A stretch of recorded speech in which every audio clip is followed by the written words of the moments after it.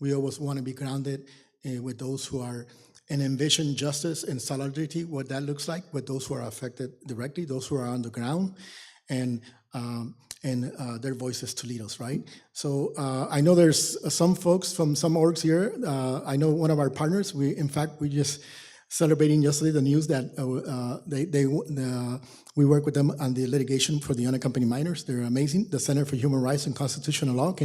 They're attorneys, civil rights attorneys, and we honor also Peter Shea, who was a huge giant in the most accomplished civil rights attorney I knew on immigration, who had the famous case, the first case for the unaccompanied minors, and then the litigation against 187. He passed away, and we really miss him at this moment. But here is a part of his staff, so we're happy. And one of the attorneys, Carlos Holguin, announced that we won a case against the government yesterday. So that's great against the. But we have Center for Human Rights. Thank you for being here. They play a vital, crucial role with civil rights movement and sanctuaries and other movements, around litigation, not only for the sanctuary congregations, but around detention centers. We have helped initiate 4 civil rights lawsuits there against that horrific place. We also have other folks from other orgs. CARE is here, CARE, right? And the folks, the other orgs, community orgs, can you please, if I haven't called, because I can't name all of them, can you stand up and maybe say your name, the org name? Go ahead.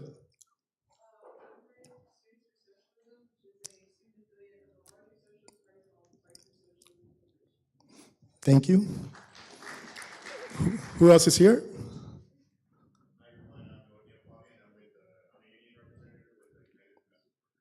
Thank you for being here. Any other?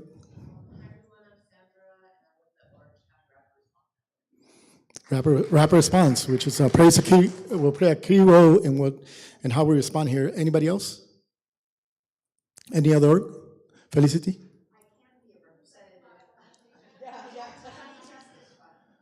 Which one? Justice Fund, yeah. Thank you. So I think anybody else, so that's it. We got everybody. And our staff, thank you for our staff being here also. HG City, who's an affected community member directly, our favorite organizer in Los Angeles, City Ben. And we couldn't have, Haitian Bridge Alliance couldn't be here. They're out at this moment, but I think we have Laura Hernandez also coming, I think, from Freedom for Immigrants. She's on her way. She's also an affected community member directly, and Freedom for Immigrants has worked with us around the Adelanto Detention Horrific Center and other detentions. So we're happy that you're here to help us envision what solidarity looks like and what justice looks like, right, from your perspective that are on the ground and for those who are affected directly. So I'd like to start, I think the one question is, for many of us, what can faith organizations do? So I want to go to the lawyers first.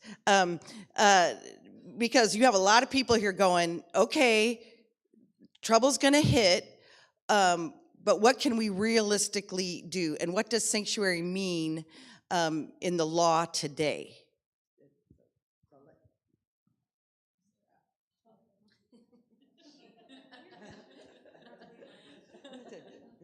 Yeah. We can just stand. I'm going to kind of do this conversation. Now, everyone speak from their place and their. Hi. Yeah, like Guillermo said, I'm with the Center for Human Rights and Constitutional Law. It's a difficult question and a frustrating answer because it's just so hard to know what will happen after the 20th. And I think right now what we need to do is what we're doing here, which is organize and know who your people are and bring people into that space so that you're ready to respond. We don't know what's going to happen first. It seems like mass deportation is going to happen first, especially for folks with convictions. And there's going to need to be a lot of connecting people with attorneys for support in their individual cases. And then there's also going to be, in terms of sanctuary, a lot of questions about the relationship between state actors and state laws with federal actors and federal laws. So it will be unfolding. I think probably a lot of advocacy against police and sheriffs, who are the most likely to be combining forces with ICE. And I will pass it to another attorney. Can you say to us who who is going to be targeted to deport? Are you DACA? Are you an immigrant? Are you you're an immigrant with convictions? What are going to be the categories? I mean, Project 2025 seems to target people with convictions first, but there's no way to know Right. exactly until it starts happening, which is why, yeah, I think this is exactly what people should be doing right now is figure out who our allies are and how we're planning to collaborate. So we in faith communities might want to think about who are lawyers in our congregations that might want to be available, and or any of us that have police in our congregations, our faith communities, at which we can maybe be getting conversations. Does that sound like good stuff to be working on for faith community peeps? All sounds great. Okay. And surrounding I need to pay her a people- little more, don't I? To come on, listen. No. Thank you, sir. Felicity, here's the microphone. There's also a possibility, oh, I don't know that I need this. There's also a possibility, Oh, sorry, everybody. We're streaming, so yeah, that's why we're miking. oh, okay, Yep. of faith leaders writing letters to the governor to ask for pardons, because pardons are a way that people will no longer have those convictions and they will be somewhat protected from immediate deportation, hopefully. You know, we don't know. But that's one thing people could do.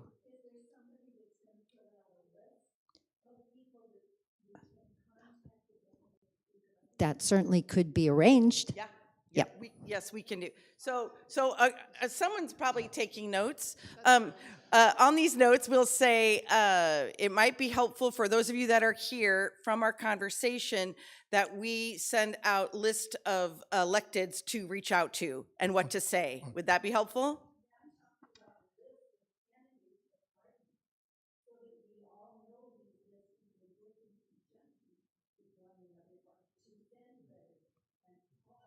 To be able to name a person, right? City, do you want to talk about some of that or no?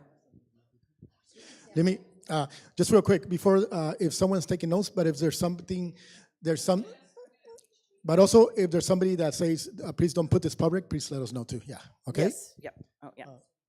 City? Good morning, everyone. My name is City. I'm a faith-rooted organizer with Clue Justice, and working specifically in immigration. And in addition to that, I am directly impacted. I actually have an order of removal to Cambodia because growing up made some poor decision, and I have an actual conviction. Come in front, City, for this. Yeah. Okay. You're part of the concert, man. Yeah. Let's speak over there. 'Cause you're gonna. Away from the mic, so there's no feedback. Yeah. There you go. So, I am one of the members of the Path to Pardon with Lara Hernandez, the Executive Director of Freedom for Immigrants, and we are working to seek a pardon from Governor Newsom.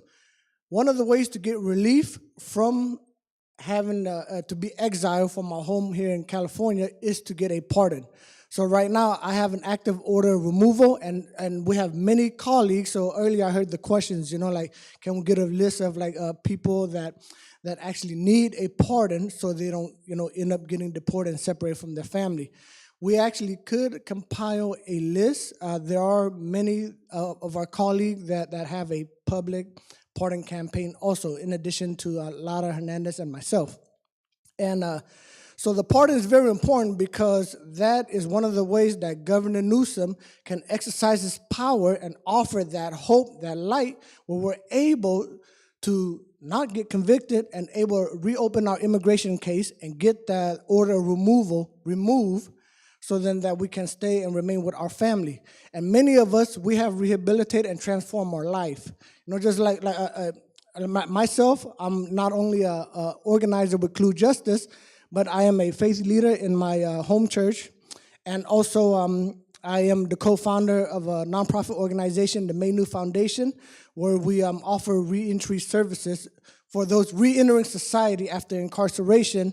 And just doing amazing work, just want to give back and, make our society better. So and now, with the new administration promising a mass deportation, that's going to end all that. You know, that not only will end my services to California and our communities here, but also it will separate me from my family, and it's gonna create this ripple effect that's gonna harm generation. I have a family photo where it's me with my mother, and I'm holding my grandson. Yes, I'm a grandfather of 3, and so yeah, we need that pardon from Governor Newsom. That's one of the ways that we can seek relief.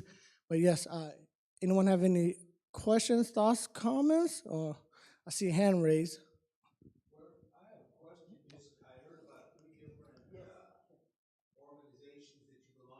Yes.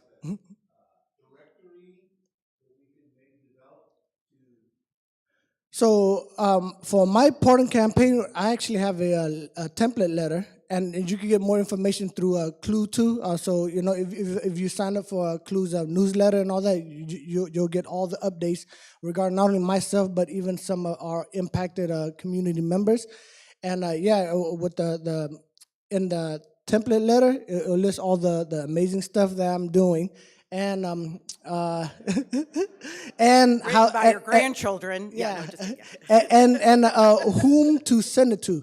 So 2 of the ways, the template letter is sending it to Governor Newsom. So right now, in collaboration with some of our other organizations, we have been connecting with different elected officials to urge Governor Newsom to pardon that. Right now, Clue is, I just came back from Sacramento with Laura Hernandez this past Monday, trying to find a champion for our cause. We are trying to get elected officials to do a joint press conference with us to stand in front of the public and announce that, yeah, we are here with the immigrant communities, and we are urging Governor Newsom to pardon all these people that, you know, to protect from the new administration's agenda of separating families. Yeah. Wow. I see a hand raised back there. You come over here. I guess it's more of a detail of, I know that different convictions some are federal and some aren't. Does that determine which ones can be pardoned by the governor? Yes. Someone had asked me a question like, why don't you get Kim Kardashian to get Donald Trump to pardon you? So the thing is that my conviction is a state conviction. So because of that, we were even having the idea of reaching Joe Biden. But then because my crime is not federal, so we have to, so because of that, it will have to be Governor Newsom to be able to pardon us.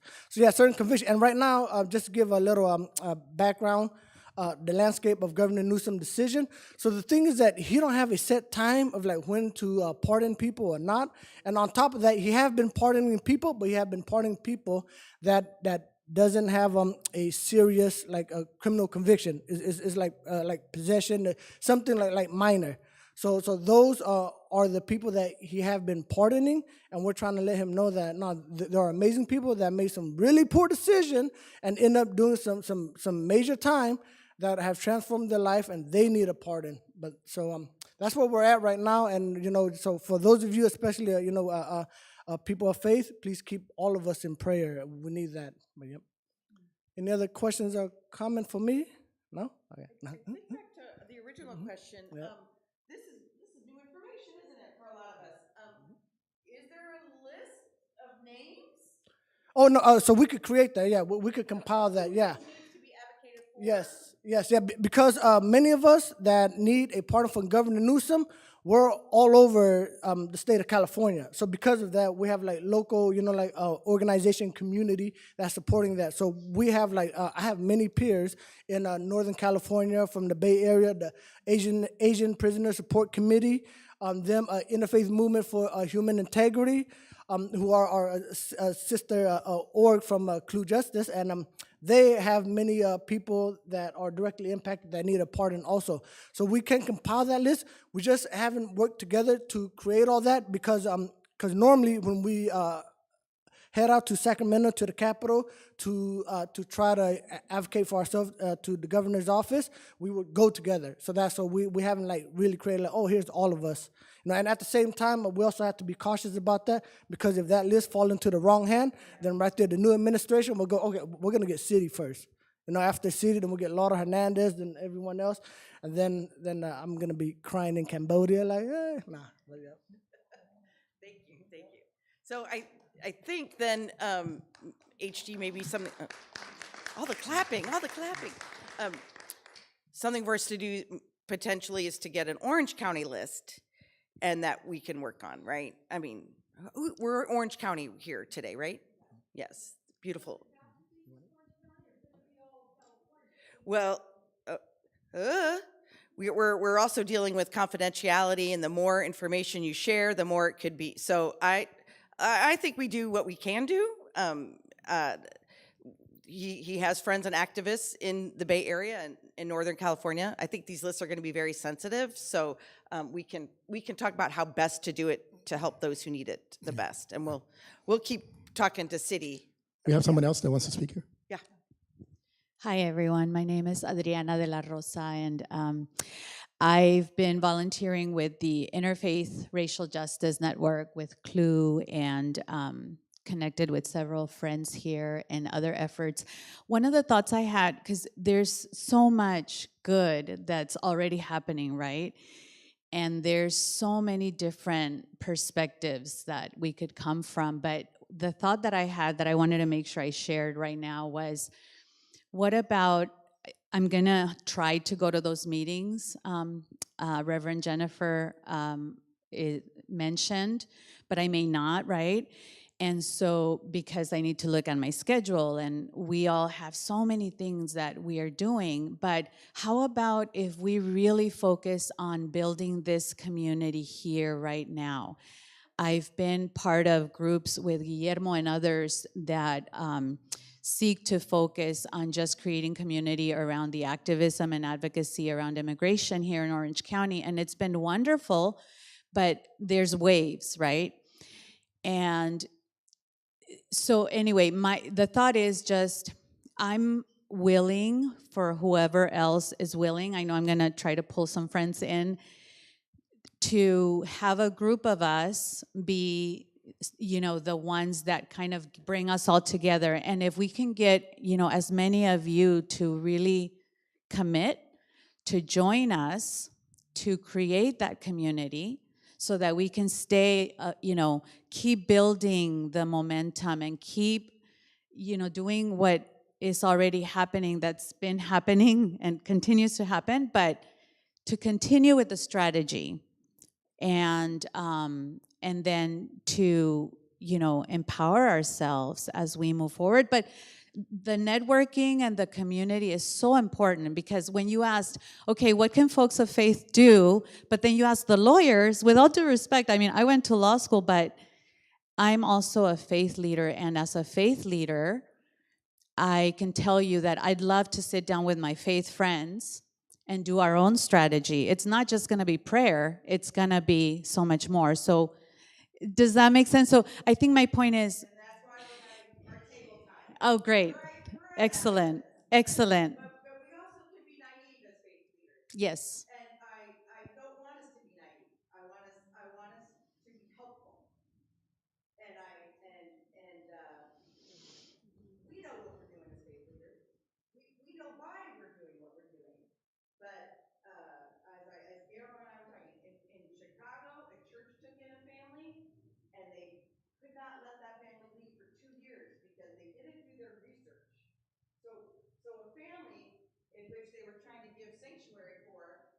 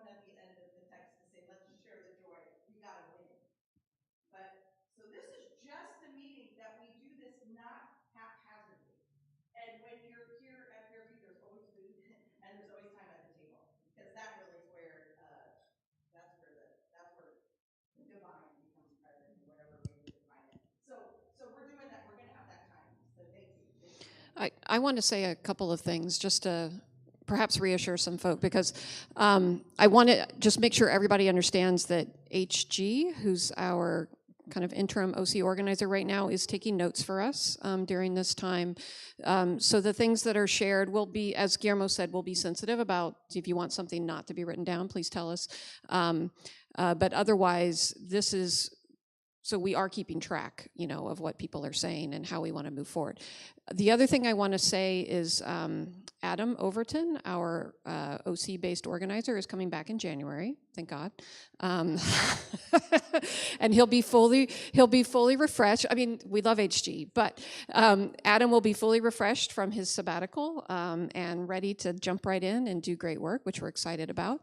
The other thing is that we've reached out to several foundations around immigration work that fund immigration work, and so we hope that in the new year we'll be able to hire somebody to work under Guillermo, specifically in Orange County, which we're excited about. And so that could be part of some of the glue that is, you know, continuing to move this work forward. So just want to say that. I also think it would be helpful, given what you just shared, Reverend Monica, for Guillermo to share a little bit about what he's learned and, well, what he's learned himself, but also what the network learned from previous sanctuary opportunities, and some of our congregations have participated in nationwide, you know, et cetera.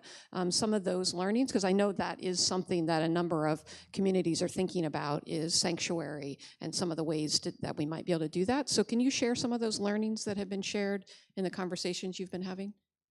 Well, let me see, yeah, I'll share real quick because I want folks to, like Pastor Monica said, that we want to also hear. I mean, in the last time the administration came, it was different for me and maybe for you also. The impact of when he first got elected in 2016, so we were part of a network of not only, we gathered about 125 religious leaders. We had our civil rights attorneys, meaning like, usually with Sarah in Center for Human Rights and Constitutional Law, we work around the unaccompanied minors, but we also have attorneys from National Lawyers Guild that are actually attorneys that advise the congregations pro bono and no cost. Those are our partners, those are our friends. That's why it's very meaningful to have those relationships, that we cannot do it by ourselves. And we had a gathering of about 125 leaders who signed a sanctuary pledge. It was called Sacred Resistance and Sanctuary. And it was regarding, I think part of that pledge, I should have brought it today, it's which we are igniting again with Bishop Taylor's suggestion, that it was, you were going to be a sanctuary, you're going to be resisting the Trump administration's back then, his evil policies, right? What we learned from that is that nobody came in to ask us for sanctuary at a church at that time. Even though we announced it, the media announced it for us and everything, nobody came physically that was facing removal, came to ask us for sanctuary. Now, if somebody comes to us, if somebody does come to ask for us and ask for sanctuary, usually we put a team together of religious leaders and immigration attorneys to advise them of their situation. And then we explain to them, what does that mean to be in a sanctuary congregation? As Pastor Monica mentioned, it's not easy being in a congregation there for 2 or 3 years, just stuck inside a congregation. Yes, it offers you maybe protection, but we make sure that we don't impose ourselves. That is a decision that an affected community member directly makes being aware of all the landscape, the being stuck in a congregation. But there's also immigration attorneys that are present to talk to them. And then there's the discussion whether it's publicly declared or non-publicly declared. And we have the forms from ACLU, what does publicly versus non-publicly mean, because that statute that you probably heard Tom mentioning, that harboring immigrants and stuff like that, right? But nobody came in to ask us for a sanctuary at that time. Second of all, we also learned we created all these rapid response networks. We were part of a big network in LA. Us work with Sherla to actually train our leaders, our faith communities. We had 3 trainings, over 300 people, one at the Methodist Church, one at Temple Israel in Long Beach, and then one here in Irvine. We train people to be part of the rapid response, right? about 300 people, and it was under the network with in LA. It was many orgs, not just Chirla. Me and Pedro, one of the organizers for Chirla, we did a lot of the training with the attorneys about empowering and how to become a rapid response responder. You know, that kind of training, and with ACLU and other lawyers. But what happened? No raids took place, no large-scale raids. So the rapid response only got activated once in a while, because a rapid response to be effective, you have to have not only responders, but you also have to have a legal team. You have to have people who screen the calls, because everybody's going to say they saw ICE here and stuff like that. They're going to think they saw ICE, but then maybe they didn't. So you have to be screening the calls, and then even the Mexican consulate, who's not supposed to work with us on this, they were even part of the rapid response network off the record. They were going to the detention center and interviewing migrants not only from Mexico but also from other Latin American countries, and they were forms that were created by ACLU, intake forms, because what we were looking for when folks were detained, and this is probably something that will still apply today, that folks who are detained, their rights might be violated when they are being detained, arrested, right? Because ICE lies a lot and uses deceptive tactics. This is how they are, most of them. And they treat the migrants really bad. They think they're all, they think every person is lying to them and stuff like that. That's just their mentality of ICE. They harden their hearts, and that's the way they dehumanize migrants usually.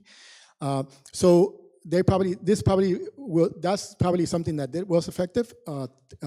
With the Mexican consulate passing those forms to ACLU. So if there was violations of their due process, we were able to file a civil rights lawsuit on their behalf with ACLU and others, right? So that component will probably still happen. That is probably important that, we created a visitation network back in 2016-17. And the reason why we created that network was because when we did the rapid response, if you train people to do rapid response, and then they don't get engaged, there was no activation, they lose interest, right? You become dormant, right? So what we did is, instead of all those people that we trained, we said, well, how about if we train you and we partner with Civic, which at that time was became later Freedom for Immigrants, and I think Laura's here, the new executive director for Freedom for Immigrants, and in fact, the community member herself. And so we started training with them how to visit people in detention in Adelanto, and because we started hearing these horrific things. And so we activated the people who were trained to be part of our rapid response. They said, well, they were not being activated for rapid response, so do you still want to be activated? You don't have to activate them to visit somebody in detention. You activate yourself, right? So they started going to the detention center. And we created a big visitation network there. We were recording all the abuses that were happening there. Civic, at that time, they didn't have a lot of staff or volunteers, so we actually helped them increase their network. And then that's how Crew was instrumental in 4 of the civil rights lawsuits against Adelanto. So you say, well, what can you do when you have somebody like Trump? You can't go, you can't do advocacy because they're not going to change their minds. There's evil in their hearts, and the people that he has selected are more evil than him, right? But when we went to Adelanto and we found all those civil rights abuses, we helped initiate in 2018 a lawsuit because they had physically assaulted 8 migrants that were on a hunger strike. Rachel Steinbach, one of my friends, civil rights attorney, she took on that case, and she brought some UCLA lawyers, and they won that case. 9 migrants that were physically assaulted. They were pepper sprayed even in their private parts after being in the shower in the hot water. So we won that case. That was back then. And then we helped initiate, then in 2020, while Trump was in office during the pandemic, we planted a seed with CREED in Colorado. It was a civil rights lawsuit around medical negligence. We told them, when we did that press event for the hunger strikers, we told them what was happening in Adelanto. Medical negligence was a big issue there. Migrants were dying there because no medical services. So they initiated the big lawsuit, the Freiherz lawsuit. And the judge in 2020 chastised ICE and GEO in order that they release 400 people from Adelanto detention. So we adapted to what was happening on the ground, right? We're not going to be able to do advocacy and change these people's minds, the Trump administration, but we're going to adopt to wherever. I think one of the lessons is adapt to what's happening right now, right? We trained the sanctuary churches. They were not used. 125 leaders signed the pledge. They were not physically requested for sanctuary. So what we did is, well, we have asylum seekers coming, and they need shelter. They need sponsors. There's no one to take them in. If they don't have no one to take them in, they won't release them from Adelanto or at the border sometimes, not all the time. So we went back to the sanctuary congregations. Well, how about if you let us use your space for sheltering migrants? sponsoring this. You could mean the freedom to a migrant that's in that horrific detention center. So we have about 30 congregations right now in different areas that are providing either shelter, spiritual accompaniment, care, accompaniment to ICE, food logistics to migrants that are staying at our congregations. And last year, we worked with ACLU to get released 120 Mauritanians from Adelanto Detention Center that were given a $5,000 bond as a conditional release. So we transition, so we adopt, right? And for me, my philosophy is always you live at the moment, not in the past. So you adapt to what's happening, right? Where it's at, to be present, right? So we made that change for our sanctuary churches. We went from what you know officially as sanctuary to sanctuary for asylum seekers and unaccompanied minors. We have been doing this for many years for unaccompanied minors also. And then we did the change from the rapid response to the visitation network, right? So those are some of the lessons we learned that we had to adopt as far as the sanctuary churches, the rapid response network. Now the rapid response network, we've been convened with in LA already about this. We have a legal team, ACLU. We have a California Immigrant Policy Center this time, and Chirla and crew. They're convening a big meeting tomorrow for the general orgs. But us and Chirla were the ones that did a lot of the training last time. So we don't know what that's going to look like because we're telling them what was those lessons that we learned from last time. And also, it was hard for people to get to respond to something right away.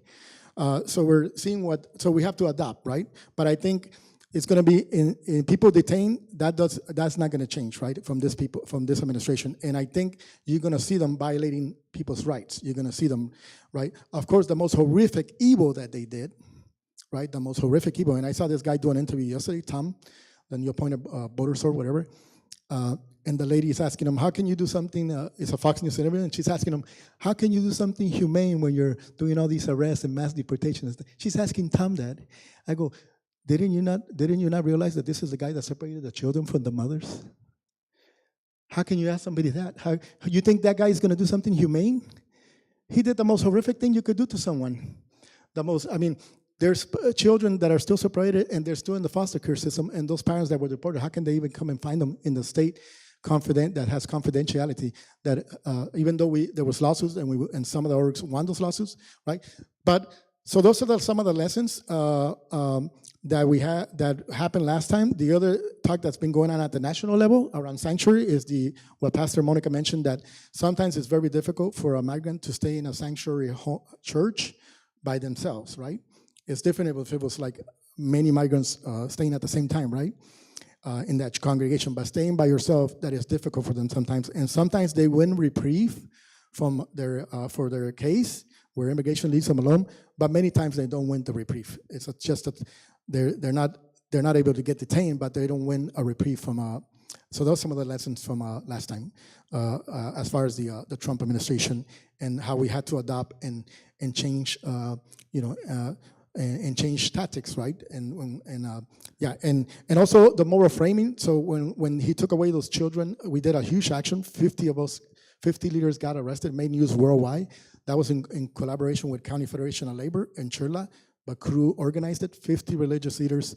The moral framing, being present, the voice. I love that these mayors, like from Colorado, Chicago, is saying, if you're going to come from my community, you're going to have to go through me. I love the mayor of Colorado. I love the attorney general from Colorado who came out on ABC National News and said, there is constitutional, there's civil rights, and my family was a refugee from the Holocaust. And I love that there's more voices, the voices of being not silent. Because if you remember some of the history of the past, when people turned their back on refugees, when people were silent, like when the Japanese were locked up and nobody said nothing, just a few religious leaders like the Quakers and some of the Methodists.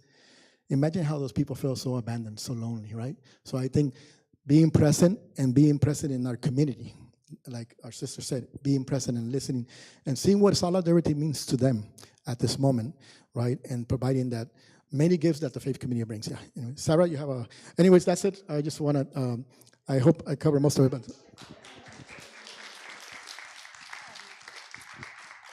I know you say stay in the present and not in the past, but I wanted to talk about in 2007, long-term Cluista, Sarah Halverson Cano, I'm former board member at Clue.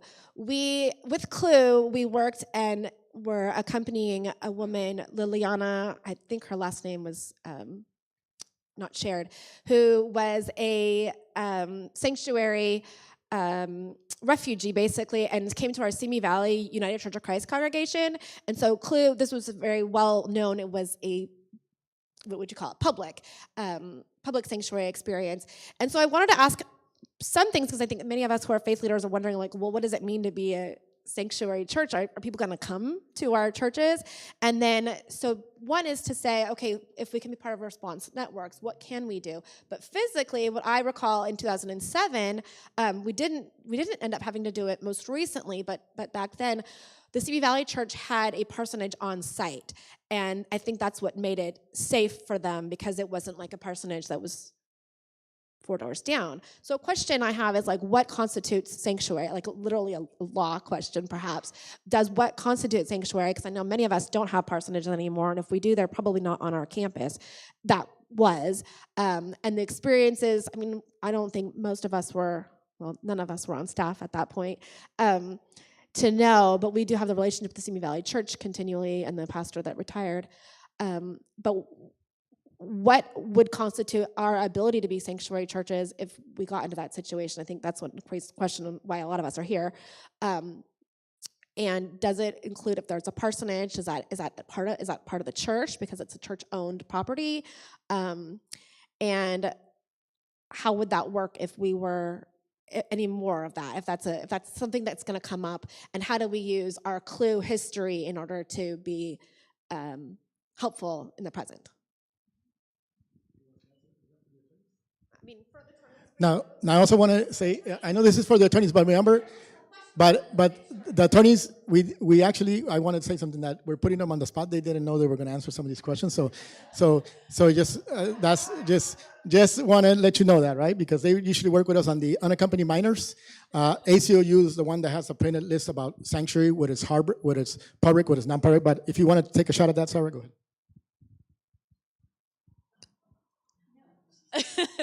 I mean, I'm.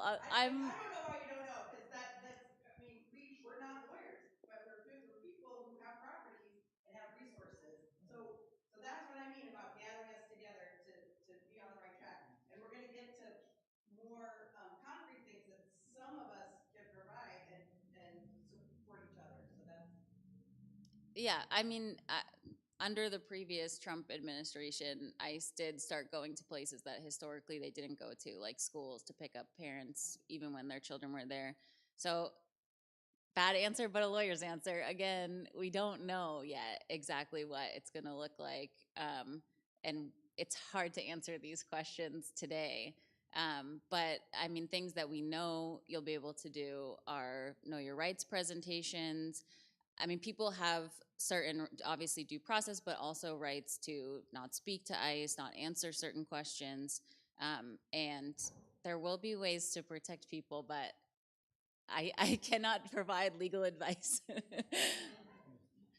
Okay, wait, I'll come back to you, and our father wants to say something. Arturo Ferreras. I like lessons from the past. I'm not a lawyer. But in the, what was the, you were saying something about Know Your Rights thing?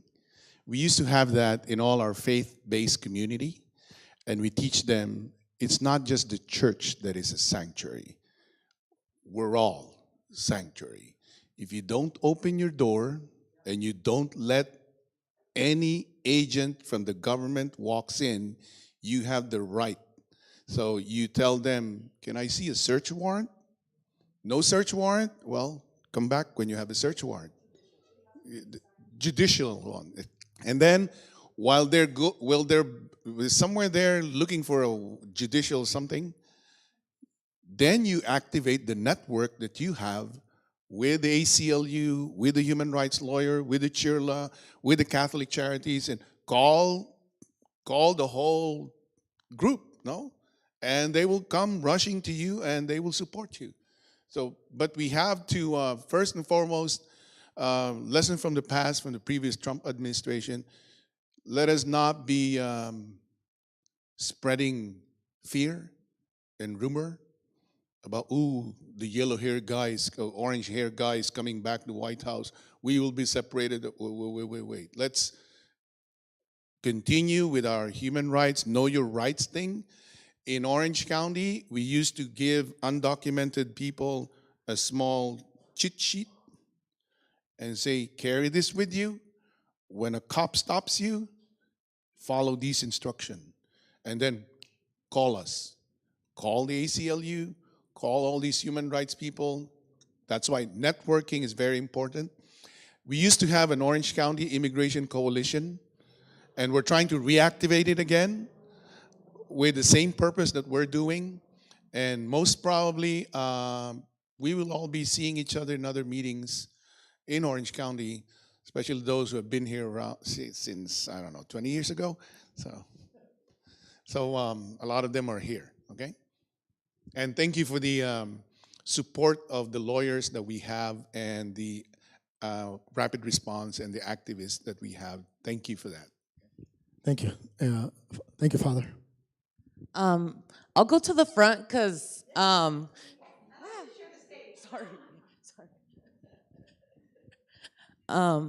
everyone, my name is Sandra. I'll give you guys a little bit of the context in terms of rapid response here in Orange County. So I'm the coordinator at the Orange County Rapid Response Network. We have a couple members here. We have Laura, Michelle, Felicity, Karenita. Basically, our organization came about in 2016. I have to credit a lot of the labor of a lot of women of color, a lot of queer folks that put this network together alongside a lot of immigration attorneys at the UCI Immigrant Law Clinic, at Immigrant Defenders, at all of these vast immigration attorneys here in Orange County. But I think I haven't heard the word deportation so many times in my life. And I think that we have to get into a framework where we have to think about things like mutual aid, like helping each other out. We have to live and breathe deportation defense. The way that we were able to accustom our lifestyle to COVID, we need to accustom our lifestyle to the protection of our people. And so we have built out a very robust mutual aid network, basically. And in 2016, to give y'all the context, in Orange County, there were raids. There were raids at a lot of the factories in Santa Ana on Dyer Road, which is more of the industrial part of Santa Ana. These are places that don't have union protections, right? So this is where folks are getting paid under the table or lower than minimum wage. So those were the areas that were targeted in terms of workplace. In homes, we saw a lot of sweeps in neighborhoods where ICE would go for several families in one neighborhood. And so, as Guillermo had shared, the rapid response component was very critical in stopping those ICE enforcement actions, because we have a hotline. People call it all the time. And basically they call the hotline, they let us know, we tap in with our core members, and then we just have like a wider support group of all types of organizations and attorneys. And what we were doing under the first administration was we would just all go en masse to that site where the ICE enforcement action was happening. We would videotape, we would let folks know to just stay in their home. Someone mentioned a judicial warrant. ICE has been historically using another type of fake warrant, an ICE warrant. So a lot of that, we had to do it in the moment. And that's what we are building up, and that's why I came to basically, try to, bolster our membership today. But yeah, we're gonna have to be on the ground. We're gonna have to, sometimes ICE, if they don't pick up that person that day, they will try to come back the next day. So what we have done historically is we've a couple of us here have like stayed in our cars and just took notes to see if ICE was gonna come back. And eventually, we had to basically talk to that neighborhood and say, hey, we're not randos, we're people here specifically to do one thing, and it's to keep this person at their home. But I remember that was just so amazing. We had like 20 cars, like just circling around, laying low until like 5, 6 in the morning until they went to work. Because one of the most common types of ICE raids is ICE enforcement actions is when one is going to work. So an individual gets intercepted between when they're walking from their home to their car. And so that's kind of a gray area in which, you can say, you're allowed to say, am I allowed to leave? Or because basically with a judicial warrant, they can't enter your car and they can't enter your home. And any sort of place, a church, they can't enter and look for someone without that judicial warrant. So I think faith leaders need to know that. They need to know what a judicial warrant looks like. It usually says search and seizure at the top, and it's signed at the bottom by a judge.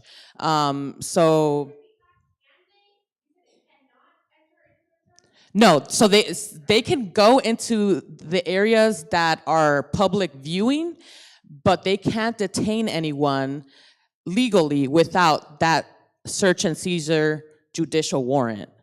And so that's for any area. That's also at restaurants. It's any area, hospitals. A lot of institutions just need to understand what that warrant looks like.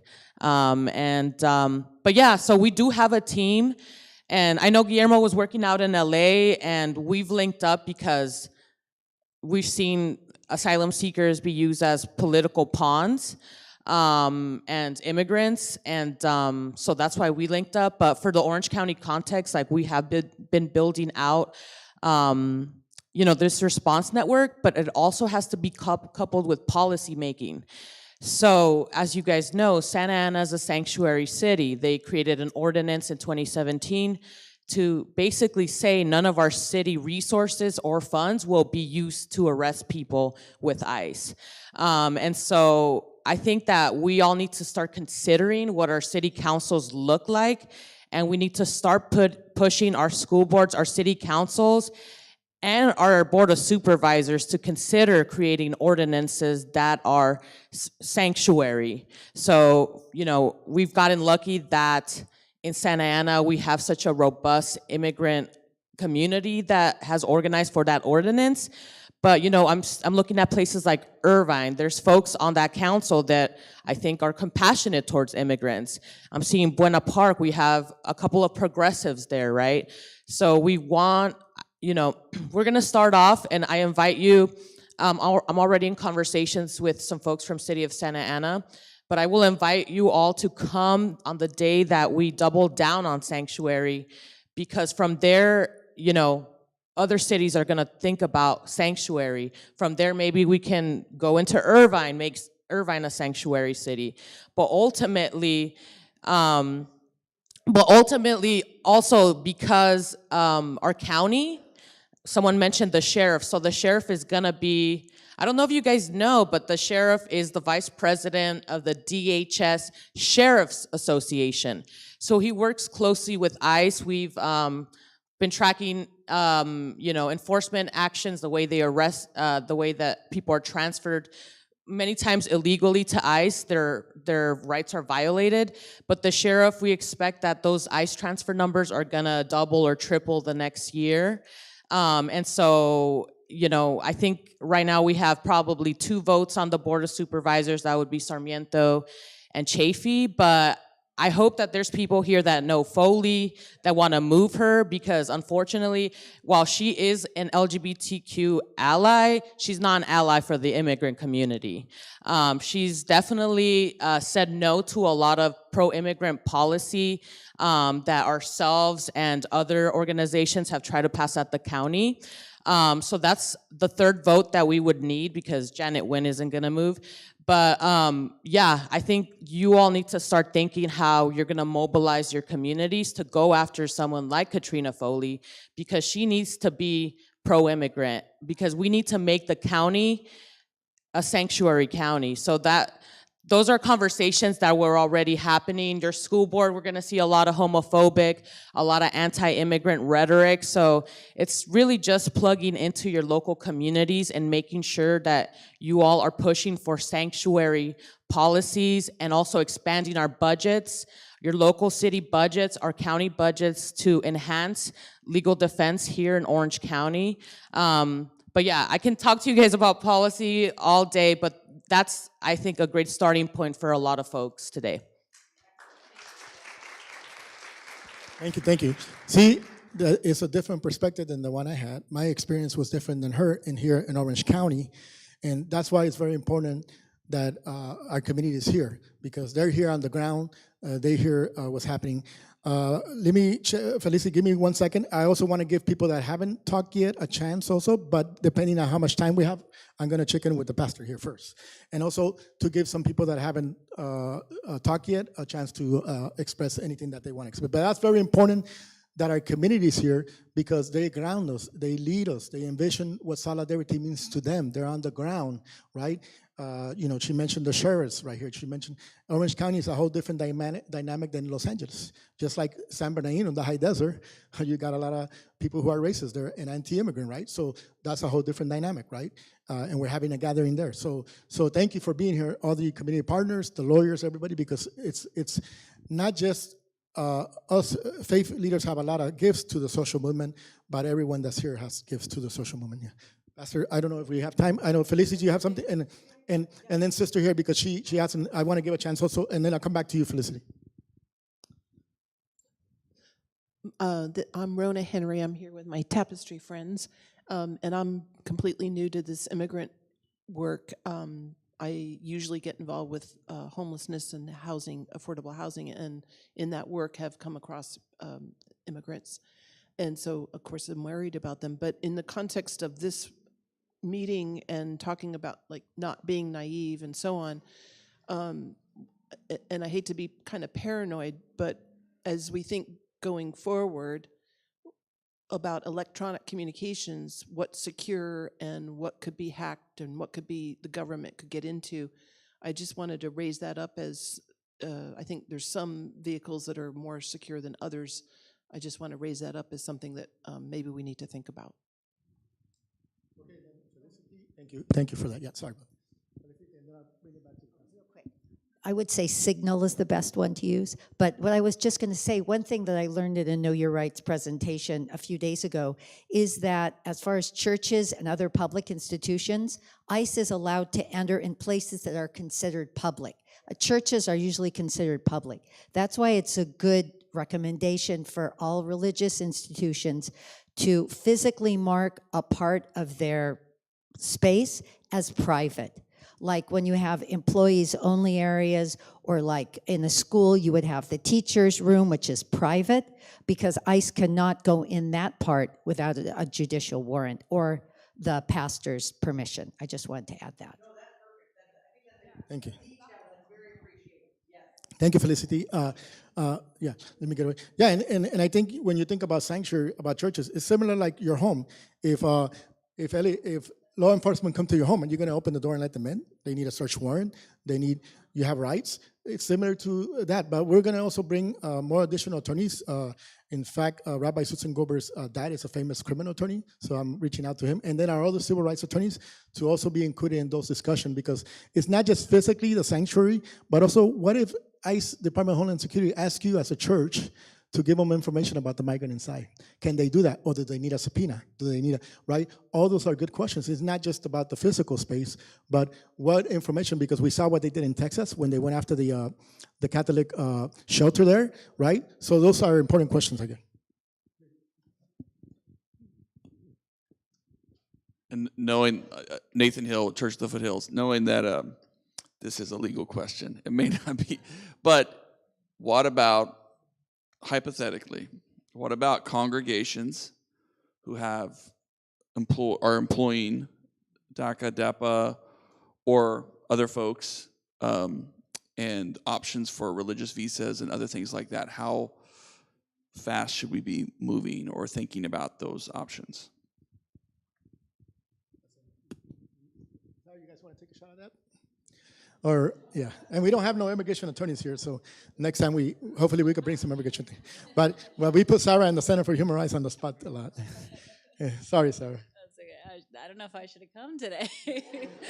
Um, I mean, I'm really sorry to do this again, but everybody needs their own lawyer. Like, the question is very specific to each person. The problem with me trying to answer these questions right now is that it just puts that person at risk, because if I give you generalized advice and it doesn't apply to that person and they're following it, it can harm them. So I'm very sorry that I can't give advice. Obviously, DACA, it's bleak for DACA, and there just aren't a lot of options for people. There are, humanitarian options like asylum, U visa, T visa, but yeah, I mean, it's a difficult moment, and a lot of individual attorneys are recommending to move if it's a situation where somebody doesn't have a conviction, because you don't want any new laws that are harmful to apply to them. But I can't emphasize enough, each individual person needs to talk to an attorney who is managing their case and can get all of the details of their specific case. And I'm sorry for, once again, an unsatisfying answer. Yeah, and I think just following up on what Sarah said, it's very important that, so right now we're getting requests from faith leaders about bringing immigration attorneys to their congregations, especially congregations that are connected to many migrants around the, around their congregation. So we're reaching out to the National Lawyers Guild and our friends that are immigration attorneys to be able to come to those congregations, possibly, and talk to the migrants directly, and to answer those questions. We're on a national coalition for asylum seekers, for example, and they're trying to get the Biden administration as far as their work permit, but they're also saying that national coalition, immigration attorneys, civil rights, faith leaders, if you're an asylum seeker, you need to take the steps right now, right? So the immigration attorneys will be able to answer those DACA folks, those TPS folks, what you need to do right now. So some of our orgs, if you have resources, some of the orgs here that are our partners here, if you have resources to immigration attorneys here in Orange County, please, if you can make them available to our congregations, or to be able to, if that's needed, that request is possible, so you can be able to have those events at your congregation, or even if some faith communities have radios, programs, and things like that, we're inviting some of our immigration attorneys to come to the radio in whatever way to empower the community, empower them directly. That's very important. Yeah, Pastor, I don't know how much we're doing on time. Did you want to say something real quick? So you guys should follow Public Law Center on Instagram, Facebook, Twitter. Next week, they let us know they're having a Know Your Rights. You guys can come up and I can share this flyer with you all, but they're having Know Your Rights. They're gonna have their immigration unit answer all sorts of questions. So I can share that with y'all. It's Wednesday, December 11th, 3 to 4 in Santa Ana. And actually, thank you for that. I forgot actually to email our partners. We partnered with Public Law Center before here with Monica. She was part of one of our UCC churches in Los Alamitos. And she used to be partnered with us before she became the executive director, but thank you. That's important. And we have materials also that we created last time Trump was, that those materials are being updated and distributed again. Pastor, I don't know how much time we got, or one more hand. Who is it? The most important voice here. Not at all, not at all. Hi, everybody. My name is Laura Hernandez. I'm now the executive director at Freedom for Immigrants. Sandra, does Immigrant Defenders still have a contract in Santana? Yes, but I will need y'all to be at that council meeting on the 17th. Okay. Just for legal resources, I was thinking about. So Freedom for Immigrants, we're trying to, when we were thinking about what we were going to do come November 5th, we realized that it really didn't matter who won on November 5th, that we had to activate our organization to be able to provide the resources that people needed, right? And so we're doing a lot of work. We're starting to create an organizing department so that we can organize alongside people inside. Historically, Freedom for Immigrants has done a lot of reporting on abuses that are happening inside detention centers. We've put out a lot of reports on the issues, but moving forward, we're going to start doing creating a resource mobilization initiative, which really is what people need, right? People are going to need resources above everything else, besides sanctuary, besides all of the protections that we can try to provide for our immigrant community. At the end of the day, a lot of people are going to end up in detention. And we need to be able to provide the resources that they need to be able to fight their cases effectively and from places of strength. And when I say that, as someone who's been incarcerated, who's been detained in immigration detention, it's a whole nother place to be in your life when you are fighting for your own safety and your own freedom, but also knowing what's going on around you. It's hard to ignore, right? So we have a lot of people that are detained inside detention centers that become activists, that want to, do shutdown efforts, that want to do hunger strikes and labor strikes and things like that. And so we need to be able to mobilize ourselves and to be able to support them when they're trying to do those things. But like I said, it's hard to organize with someone inside when they were the only person providing, the financial stability for their family, and now their wife and children are without, the person that's paying their rent. And so they're worried about, my wife and kids are going to get kicked out of the house if nobody pays the rent. And so being able to provide financial resources, mental health resources, we have people that attend anonymous classes that they don't get to attend those inside anymore. And we know how vital those are to their safety and mental health and their well-being as well. So being able to provide, mail-in resources as well. So if you know any organizations that are doing that, if your church wants to do that, there's letter writing stuff that can happen. There's a lot of emotional support that also goes alongside being, supportive of our immigrant community, especially when they're detained and even afterward, right? They need a lot of emotional and mental health support because there's a lot of trauma that comes with being incarcerated and being separated from your family. And even if they are released on ankle monitors or any type of supervision, that also is very traumatizing. And so really it's about showing up as a community to support them, to let them know that there are places that they can go for relief and for some semblance of peace, right? And I know that churches have historically provided that for a lot of folks, and I'm really appreciative, for the churches that are so inclusive now of people, no matter race, religion, or sexual identity. It's super important because a lot of people feel isolated.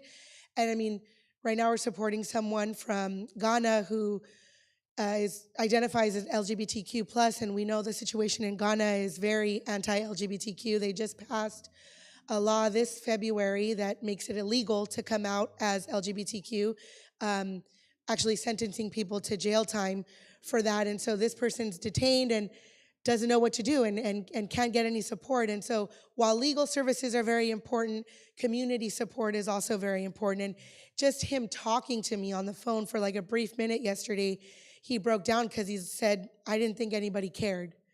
And so Freedom for Immigrants has a national hotline that is the only unmonitored hotline in the nation. It's free.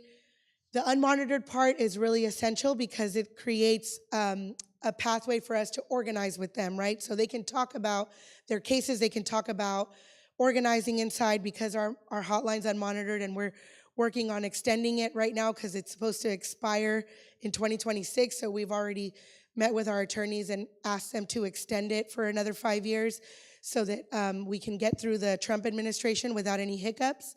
But also, that's also volunteer run and volunteer based, and we've created another outside hotline as well because there's a lot of people that are in criminal custody that are facing transfers to ICE and deportation. And so a lot of stuff, a lot of moving pieces, a lot of moving parts, but we do have resources for folks. And so, if you want to plug in or anything like that, you can hit me up and I'll share my information with you all.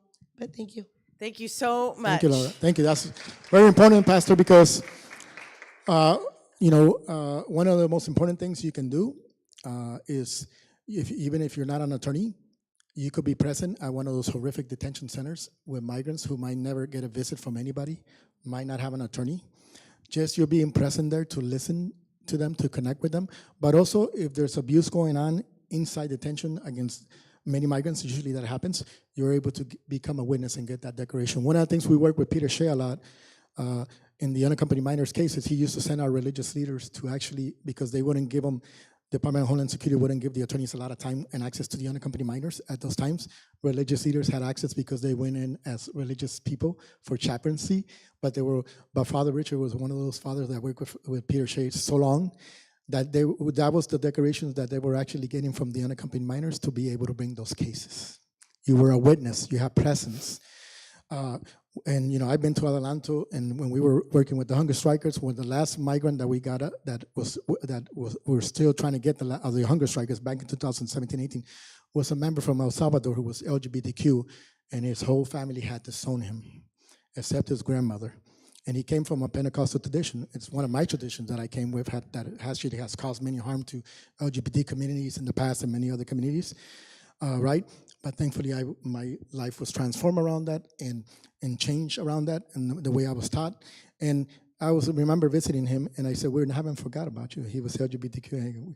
We're going to get you out of here. He was the last one from the 8 hunger strikers. And we had a pastor from the Methodist Church we said, can you sponsor him? And he had his immigration hearing at Adelanto, and the pastor was there, and he won his asylum case. He was the last one. But being there, you could connect. We can connect with Laura and others to be able to be present in the horrific detention centers. In fact, there's a big action today by the Shoten Adelanto Coalition. They're one of our main. We're part of that. We have played a big role on that, so we're part of that. Okay. Pastor, I'm going to Food take is it back to ready. you. Food is ready. Food's Oh, been food ready. is ready, So you guys. no, I'm gonna stop things because now the important stuff happens. We're gonna invite you to go out to the patio. Food is provided by Avila's. Avila's has been a longtime friend of Fairview Community Church and all things good. So we want to support a local business that's been very successful. And so that's happening. And then please connect. Boy, we've gotten a lot of information, haven't we? Woo! So get some protein, get some nourishment, and hook up with people that you want to hook up with. And that didn't sound right, did it? But connect with people that you want to connect with on stuff. And then from my organizing experience, it should not take you 3 clicks to get information. So my promise to you is HG and I will work together on all these notes and all this stuff, and we will send an email out with people's sites and info, and especially for those of us that have very specific questions on how to take next steps. But right now, I want you just to enjoy each other's company, learn faces, connect, and we build community. So HG, take us out. I get to do the fun job of all of the wrap-up announcements and whatnot. So first of all, if you've enjoyed being in this space, obviously we're very grateful for everyone who is here and for all of you who want to be a part of this work. CLUE does a monthly, technically it's our labor gathering monthly that we do over Zoom. I know a lot of you have been to those meetings before. Obviously, labor, immigration, racial justice, none of these things can be explicitly separated, right? So our economic justice gatherings are going to be incorporating a lot of the immigration work that we're going to be doing, right? Responding to the present moment that we're in. So if you would like to get on the listserv for those meetings, if you've given us your email on those sign-up sheets, that's a great first start. You can also email me, or you can just go to the CLUE website, and we have a sort of intake join our network form where you can click which causes you're the most passionate about, what things you'd like to be clued in for, in what areas and whatnot. So all of that information is available, and we hope to see you at more of these meetings and to keep coming back to be in this community together. And then for lunch, I've been tasked with giving some sort of a grace or a blessing. I'm Jewish, so I know I've heard people say grace so many different ways, and I'm going to do my way, which is the Jewish blessing of Hamotzi, which is actually, the English of it is, "Blessed are you, Lord our God, who brought bread forth from the earth." This, of course, my favorite fun fact about this is that the Jews decided that as much as we love wheat, we also didn't want to have to say more prayers because the long version of this is about 3 paragraphs long. So we just decided that wheat covers everything. So this is just our prayer for food, which is Baruch atah Adonai Eloheinu melech haolam hamotzi lechem min haaretz. So again, very grateful that everyone is here today, that we're together in this sacred community and in solidarity with our greater community and for this food that we're about to eat. Amen.